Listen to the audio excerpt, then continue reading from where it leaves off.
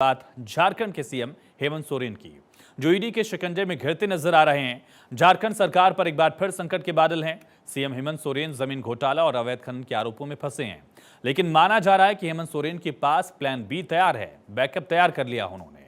और झारखंड में सियासी हलचल तब शुरू होती है जब गिरिडीह के गांडेय से जेएमएम के विधायक डॉक्टर सरफराज अहमद अपने पद से इस्तीफा दे देते हैं। सरफराज अहमद कहते हैं कि उन्होंने व्यक्तिगत कारण से इस्तीफा दिया। इस बीच गोड्डा से बीजेपी के सांसद निशिकांत दुबे ने दावा किया कि झारखंड में मुख्यमंत्री बदलने जा रहा है।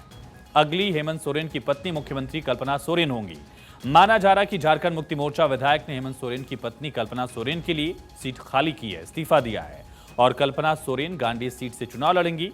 3 जनवरी को सोरेन ने महागठबंधन के विधायक दल की बैठक बुलाई है और चर्चा है कि इस बैठक में उनकी पत्नी कल्पना सोरेन का नाम सीएम के लिए आगे किया जा सकता है। ईडी के 7वें और आखिरी समन का सीएम हेमंत सोरेन की ओर से कोई जवाब नहीं दिया गया। इसके बाद से ही राज्य की सियासत में बड़ा घटनाक्रम देखने को मिल रहा है। दरअसल ईडी के आखिरी नोटिस पर सीएम हेमंत पेश नहीं हुए। ऐसे में ईडी जांच में असहयोग का हवाला देकर हेमंत सोरेन की गिरफ्तारी के लिए अदालत से वारंट मांग सकती है। अगर हेमंत सोरेन की गिरफ्तारी होती है तो राज्य में गठबंधन सरकार की कमान किसके हाथ में होगी? इस सवाल के जवाब में जो सामने आ रहा है वो है हेमंत सोरेन की पत्नी कल्पना सोरेन का नाम। महागठबंधन के विधायक मिलकर कल्पना सोरेन को विधायक दल का नया नेता चुन सकते हैं। ऐसे में उन्हें राज्य की नई मुख्यमंत्री के तौर पर शपथ दिलाई जा सकती है। तो हेमंत सोरेन पर कई तरह के आरोप हैं, चाहे वो खनन से जुड़ा मामला हो, जिसको लेकर लगातार उनको समन भी मिल रहे हैं। शिकंजा लगातार कसता जा रहा है। और हेमंत सोरेन पर आखिर आरोप क्या हैं? जमीन घोटाला मामले में शिकंजा कसता जा रहा है। लगातार ईडी घोटाले की जांच कर रही है। अवैध रूप से खनन पट्टा हासिल करने का आरोप मुख्यमंत्री पर है। साल 2021 में 0.88 एकड़ जमीन का खनन पट्टा मिला और रांची के अनगढ़ा ब्लॉक में खनन पट्टा मिला था।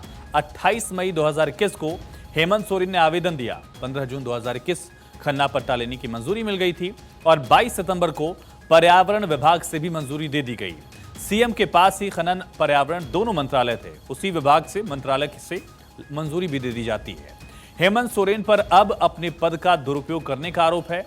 11 फरवरी 2022 को बीजेपी ने राज्यपाल को शिकायत की। फरवरी 2022 में लीज सरेंडर करके खुद को मुख्यमंत्री ने अलग कर लिया। ईडी सीएम हेमंत सोरेन को 7 समन अब तक भेज चुकी है, जिसको लेकर उनकी तरफ से कोई जवाब नहीं दिया गया। बीजेपी इस पर लगातार हमलावर दिख रही है। बीजेपी की तरफ से इसको लेकर आरोप लगाए गए। तो झारखंड की सियासत में बढ़ी गर्मी पर भाजपा के प्रदेश अध्यक्ष बाबूलाल मरांडी ने कहा कि जब सीएम को लगने लगा कि वो जेल जाने के करीब हैं, तो आनंद फानन में गांडे विधायक सरफराज अहमद का इस्तीफा लिया गया। संभवतः हेमंत सोरेन अपनी पत्नी को मुख्यमंत्री बनाना चाहते हैं। वहीं जेएमएम का कहना है कि पार्टी हर हालात से निपटने के लिए तैयार है।